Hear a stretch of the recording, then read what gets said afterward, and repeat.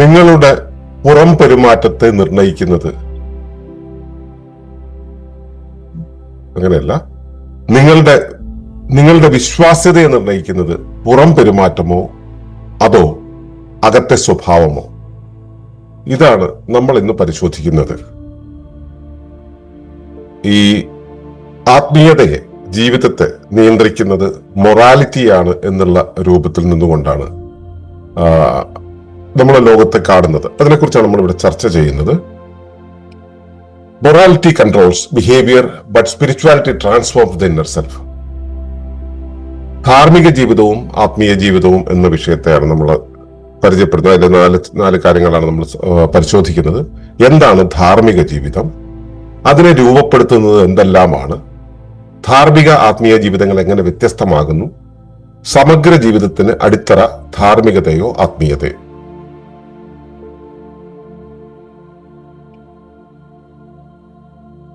ഏവർക്കും നമസ്കാരം.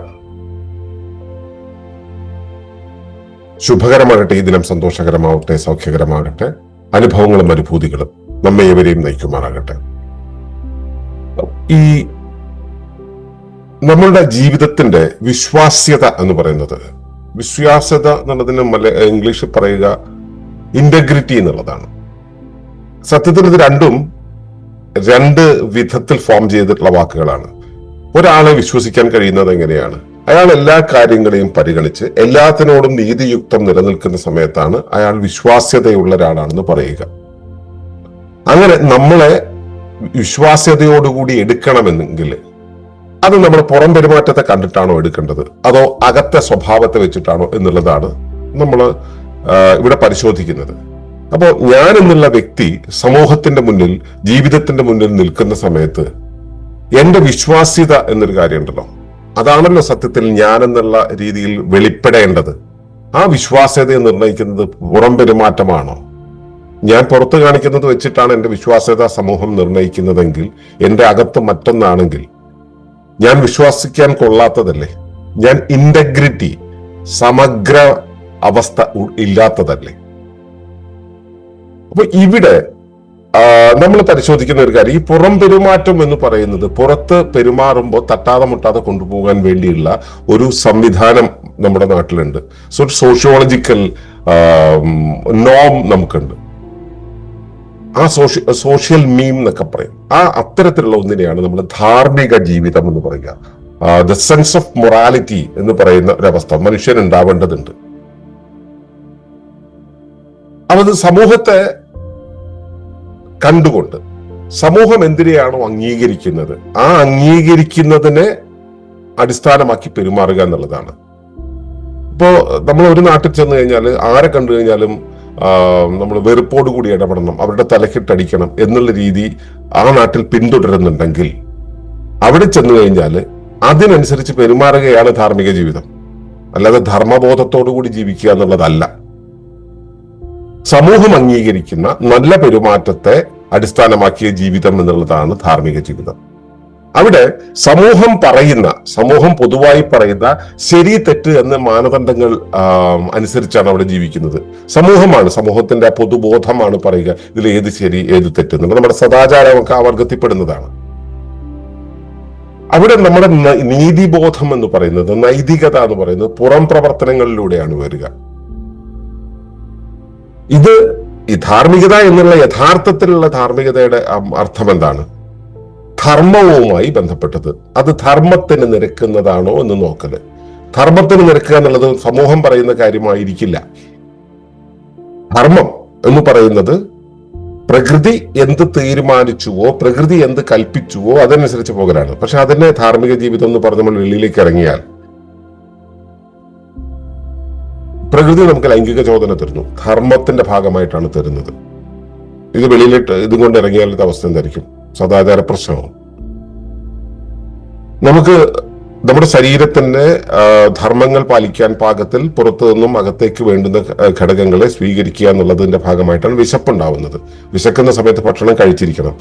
ആ വിശക്കുന്ന സമയത്ത് മുമ്പിൽ കണ്ട ഭക്ഷണം എടുത്ത് കഴിക്കുന്നു. അതാണ് ധാർമ്മികത.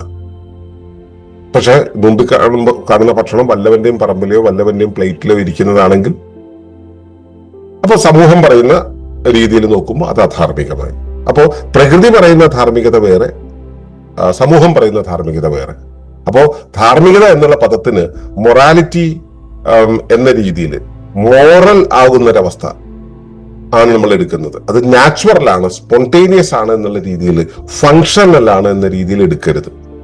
അപ്പോൾ മൊറാലിറ്റി എന്ന് പറയുന്ന ഒന്ന്, അതിന് കുറച്ചുകൂടെ അതിനകത്ത് ഒരു നൈതികതയുടെ ഭാവം വരുന്നുണ്ടെങ്കിൽ നമ്മൾ എത്തിക്കൽ എന്ന് പറയും. ഇതെല്ലാം തന്നെ പുറം പ്രവർത്തനങ്ങളിലൂടെ, നമ്മൾ പ്രകടമാക്കുന്ന കാര്യങ്ങളിലൂടെ, സമൂഹം പറയുന്ന ശരിതെറ്റുകളിലൂടെ, സമൂഹം അംഗീകരിക്കുന്ന കാര്യങ്ങൾ ചെയ്യുന്നതിലൂടെ ആണ് ഈ നൈതികത അല്ലെങ്കിൽ ധാർമ്മികത നമ്മൾ നടപ്പിലാക്കുന്നത്. സമൂഹത്തിന്റെ നിയമങ്ങളുണ്ടല്ലോ. ഇപ്പോ നമ്മുടെ നിയമനിർമ്മാണ സഭയുണ്ട്. നിയമനിർമ്മാണ സഭ മുമ്പോട്ട് ഉണ്ടാക്കി വെച്ചിട്ടുള്ള നിയമം, അല്ലെങ്കിൽ ഭരണഘടന ഉണ്ടാക്കി വെച്ചിട്ടുള്ള നിയമങ്ങൾ, നമ്മുടെ പൊതു സംസ്കാരം മുമ്പ് വെച്ചിട്ടുള്ള നിയമങ്ങൾ, നമ്മുടെ കുടുംബത്തിന്റെ ഈ ജീവിതത്തിന്റെ ഒരു പശ്ചാത്തലത്തിൽ അവിടെ ഉണ്ടായിട്ടുള്ള കുറെ നിയമങ്ങൾ, ഇങ്ങനെയുള്ള കാര്യങ്ങളൊക്കെയാണ് ധാർമ്മികതയെ ജനറലി രൂപപ്പെടുത്തുന്നത്, അല്ലെ?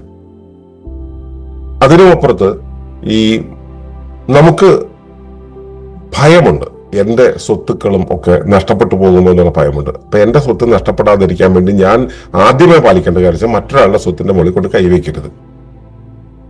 എന്റെ ഇണയുടെ മുകളിൽ മറ്റാരും കൈവയ്ക്കാതിരിക്കാൻ ഞാൻ മറ്റൊരാളുടെ ഇണയുടെ മുകളിൽ കൈവയ്ക്കാതിരിക്കുക എന്നുള്ള മിനിമം മര്യാദ പാലിക്കുന്ന ഒരവസ്ഥ. അപ്പൊ എന്റേത് എന്തും നഷ്ടപ്പെടാതിരിക്കാൻ ഉള്ള ഒരു കരുതലാണ്.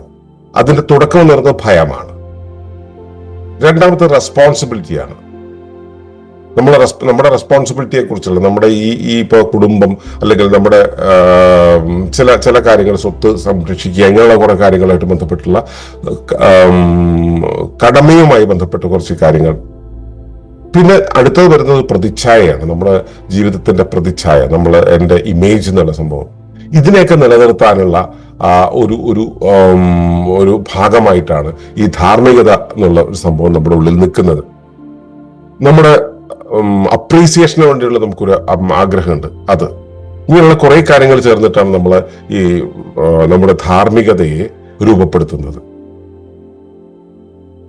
അപ്പോ സമൂഹം പറയുന്ന നിയമങ്ങൾ, സംസ്കാരം, കുടുംബം പറയുന്ന നിയമങ്ങൾ, സംസ്കാരം, അതുപോലെ ഇണ പറയുന്ന നിയമങ്ങൾ, സംസ്കാരം, പിന്നെ നമുക്ക് ഇവയെല്ലാം കൂടെ ഉണ്ടാക്കുന്നു. ഇത് ഭയത്തിന്റെ രൂപത്തിൽ, കടമയുടെ രൂപത്തിൽ, പ്രതിച്ഛായയുടെ രൂപത്തിൽ, അംഗീകാരത്തോടുള്ള താല്പര്യത്തിന്റെ രൂപത്തിൽ എല്ലാം തന്നെ നമ്മുടെ ഉള്ളിൽ വെളിപ്പെടുന്നു. ഇത് ആണോ ആത്മീയത? നമ്മൾ ഇത്രയും ചർച്ച ചെയ്തു വന്ന, നമ്മൾ പുറത്തോട്ട് അകത്തേക്ക് ഇങ്ങനെ ആത്മത്തിന്റെ പല ഘട്ടങ്ങളിലൂടെ കടന്നുപോയി. അതാണോ ആത്മീയത? ഒരിക്കലുമല്ല. ധാർമ്മിക ജീവിതം എന്ന് പറയുന്നത് പുറം പെരുമാറ്റത്തെ കേന്ദ്രീകരിക്കുന്നതാണെങ്കിൽ, ആത്മീയത എന്നുള്ളത് ഉള്ളിലെ ബോധത്തെ കേന്ദ്രീകരിച്ചിട്ടാണ്, സ്വയം തിരിച്ചറിവിനെ കേന്ദ്രീകരിച്ചുകൊണ്ടാണ്. അപ്പോൾ പുറം പെരുമാറ്റത്തെ കേന്ദ്രീകരിച്ചുകൊണ്ട് ധാർമ്മിക ജീവിതം, അകത്തെ ബോധത്തെ ആധാരമാക്കിയിട്ടാണ് ആത്മീയ ജീവിതം നിൽക്കുന്നത്.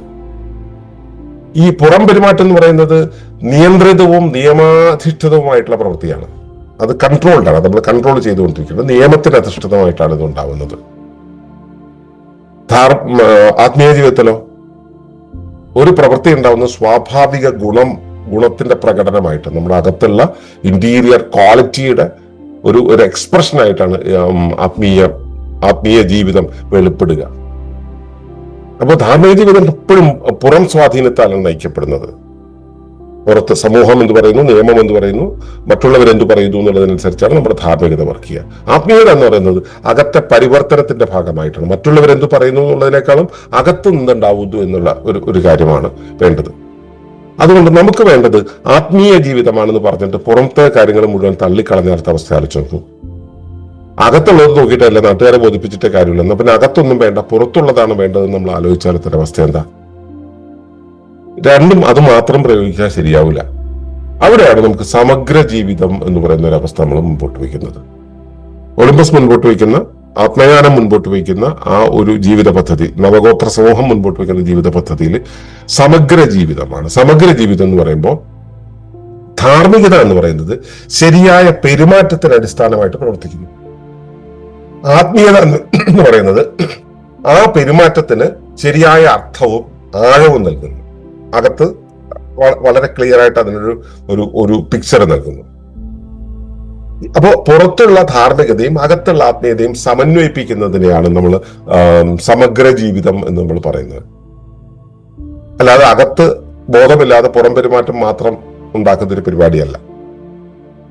അപ്പോൾ ഇക്കോസെൻട്രിക് ആയിട്ടുള്ള പ്രകൃതി കേന്ദ്രിതമായിട്ടുള്ള ജീവിതം എന്ന് പറയുമ്പോൾ അകത്ത് ബോധം നിലനിർത്തി ഉണർത്തി നിന്ന്, അല്ലെങ്കിൽ അകത്ത് ആത്മബോധം ഉണർന്നു നിന്നുകൊണ്ട് പുറത്ത് ധാർമ്മികതയോടുകൂടി പെരുമാറുന്ന ഒരവസ്ഥ.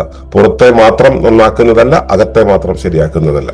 അപ്പോ മനസ്സിലാക്കുക, ധാർമ്മികത പെരുമാറ്റത്തെ അധിഷ്ഠിതമാണ്, ആത്മീയത ഉള്ളിലെ ചേഞ്ചിന് അനുസൃഷ്ടമാണ്. സമഗ്രത എന്ന് പറയുന്നത് രണ്ടും കൂടെ ചേർത്തതാണ്.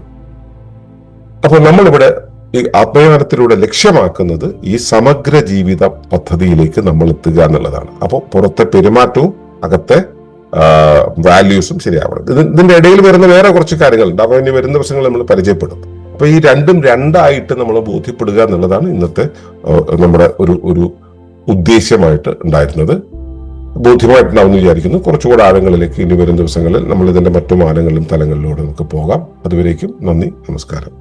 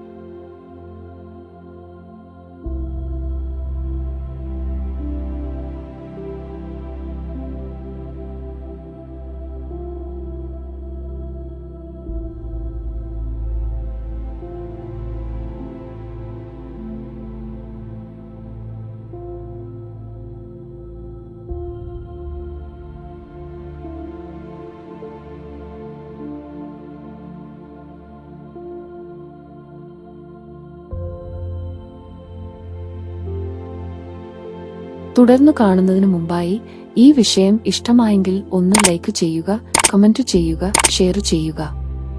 നിങ്ങൾ പ്രകൃതിയെ ഇഷ്ടപ്പെടുന്നുവെങ്കിൽ ഈ ചാനൽ സബ്സ്ക്രൈബ് ചെയ്യുക.